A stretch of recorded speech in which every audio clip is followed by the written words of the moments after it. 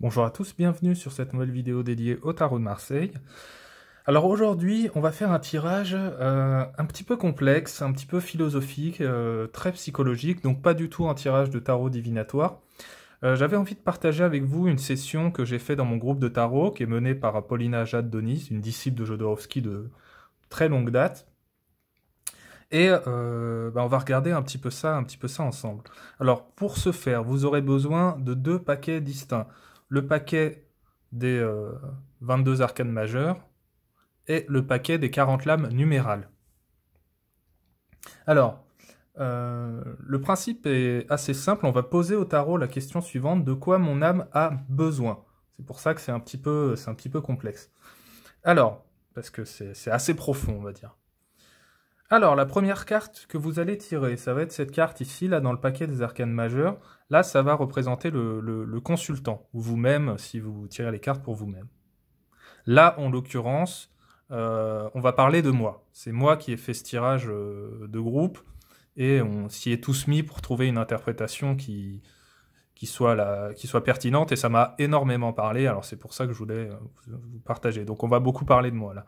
Donc, première carte, la carte du consultant. Totalement à l'opposé, toujours dans les arcanes majeures, c'est justement là qu'on va poser la question: de quoi mon âme a besoin? Et moi je rajouterais même vers où je vais, quoi. C'est-à-dire le consultant part de là, il arrive ici, donc on peut mettre les deux: de quoi mon âme a besoin, où vais-je? On met de côté les arcanes majeures, on utilise maintenant les lames numérales. Donc vous allez tirer une carte ici, que vous allez mettre là. Là, c'est l'obstacle. Donc là, en l'occurrence, moi, j'ai le 10 d'épée en obstacle. Et ici, la clé. Donc vous allez lire l'obstacle de manière défavorable, hein, on y reviendra. Alors, qu'est-ce que ça a donné, en gros, cette lecture de groupe? Donc, moi, j'apparais sous les traits du chariot.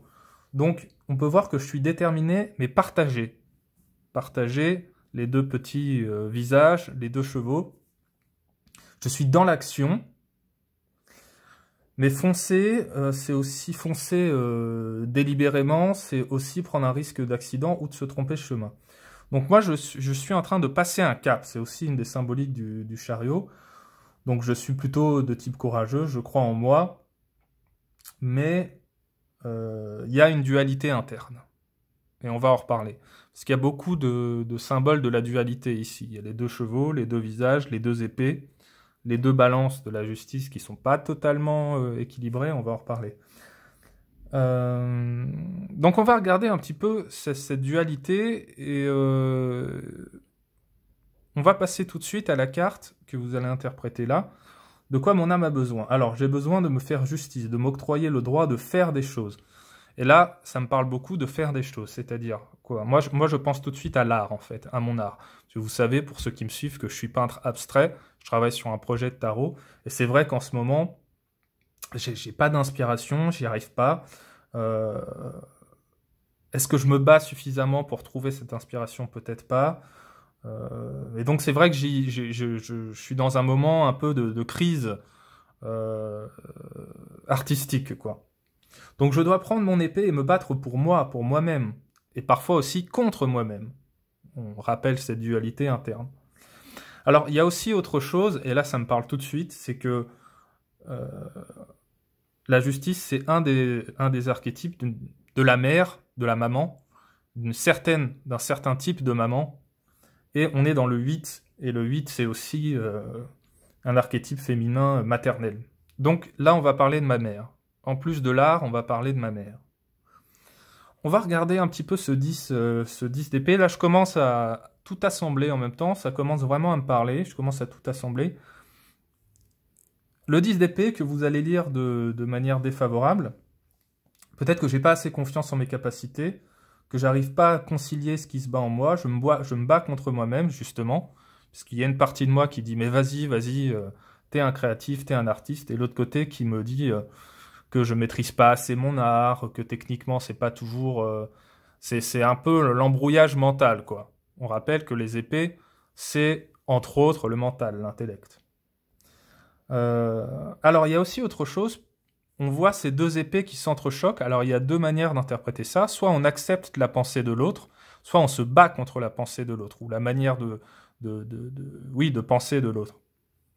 Et là, moi, j'ai plutôt l'impression que je me bats contre la représentation de l'autre. Mais c'est qui l'autre? Alors moi, je pense que l'autre, c'est ma mère. Et là, je commence à comprendre tout à fait le tirage, parce que ma mère est aussi une artiste.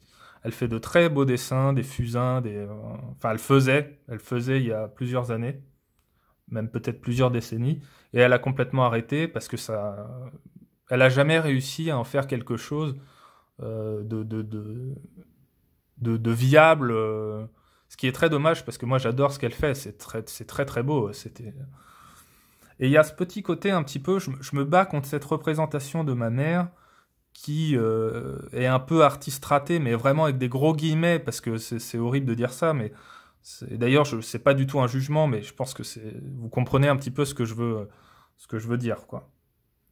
Et peut-être que je me bats contre cette représentation-là, parce que moi aussi, j'ai pas envie d'être un artiste du dimanche, voilà, c'est ça le truc.